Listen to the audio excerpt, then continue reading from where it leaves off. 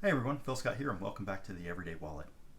In a previous video, I had said that my number one reason for saving money is so that I can provide an inheritance for my children and my grandchildren. You may ask, how do I plan on doing that? How do I plan on ensuring that my savings gets from me to my children and to my grandchildren? That question may be followed up with, what is your plan? You're saving your money, you're investing your money, you're buying real estate. What is your plan for ensuring that that inheritance does make it to the right people? That is what today's video is going to be about. We are going to talk about living trusts and wills.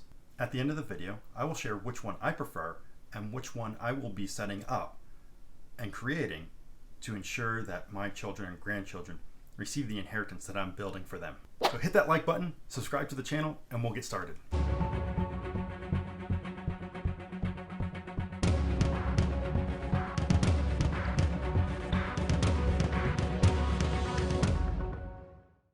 Before we get into today's video, I want to share with you two free stocks. In the description below, there's a link to Webull. Click that link, set up your account, and you get one free stock. When you deposit $100 within the first 30 days, you get a second free stock. So go ahead and follow that link to get your two free stocks with Webull today. I am sure you've heard the term last will and testament.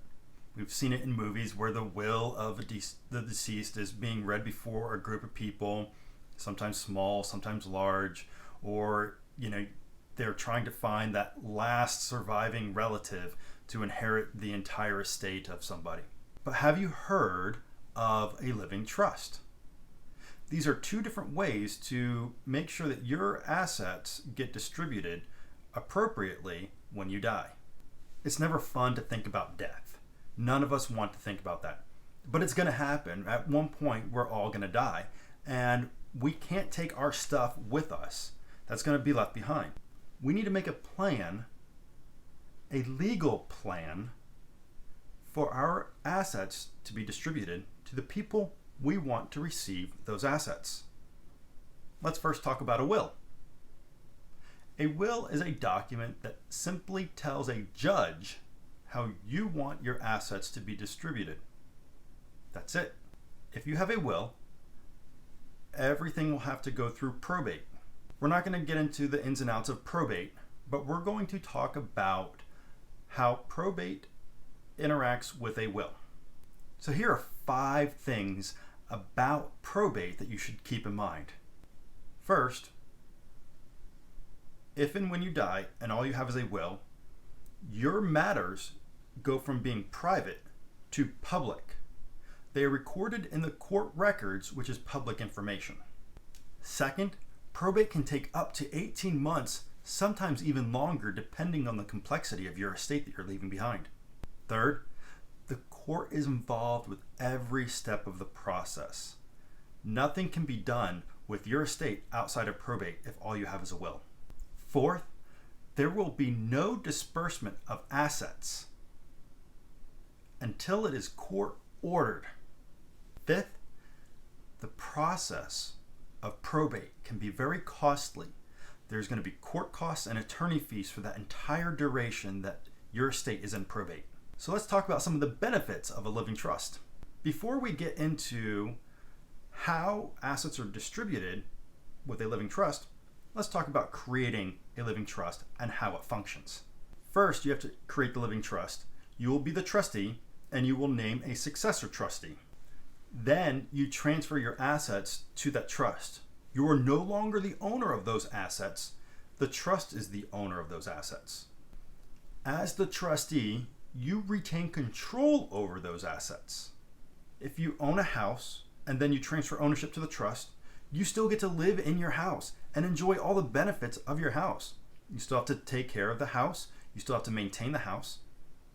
So the day-to-day really hasn't changed. A living trust avoids probate because when you die, you don't own anything. You see, if you own something when you die, probate is triggered. If the trust has those items or those assets, when you die, you don't own anything, so probate is not triggered. That's the secret to this. The living trust is a separate entity that now owns everything.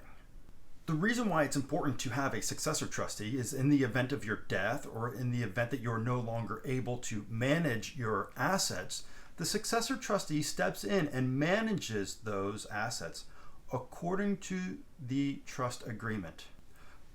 Because you're avoiding probate, this allows your assets to be distributed a lot quicker and easier. With a living trust, you can set guidelines for the distributions of your assets.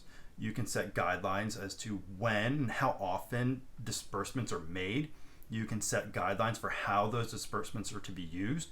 You can even put in there that the inheritance needs to be put into another living trust. There are many benefits to having a living trust. It's still a legal document that needs to be created with the help of an attorney. So you have a will, you have a living trust. Both of them need to be created. Both of them need to be written out and well thought out. They shouldn't be a last minute decision. You should seek legal counsel if you decide to create a will or if you decide to create a living trust. Looking at the two, you have a will that says this is how you want your things to be distributed. Then a judge has to review that, rule on that, and oversee that. Has to go through the court process, has attorney fees, court costs, a lot longer process to complete. A living trust has a successor trustee who reads the document, sees how things are to be distributed, distributes the assets according to that living trust agreement, and then dissolves the trust. One is a whole lot easier, one is a whole lot faster. Guess which one I'm going to be using? That's right, the living trust. Don't wait too long to get your living trust set up. You don't want to wait until the last minute. Start working on the process now. You may be sitting there watching this video and say, hey, I don't have a whole lot to really put into the living trust. It's easier to add something to a living trust that's already created than to try and create a living trust and add a whole bunch to it. Think of it like a savings account.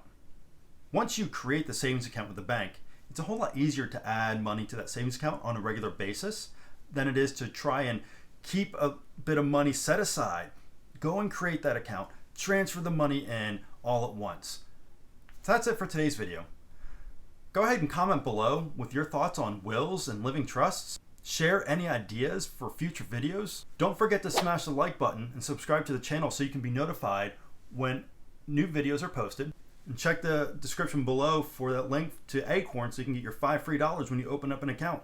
And until next time, keep on saving to grow your everyday wallet just a little fatter.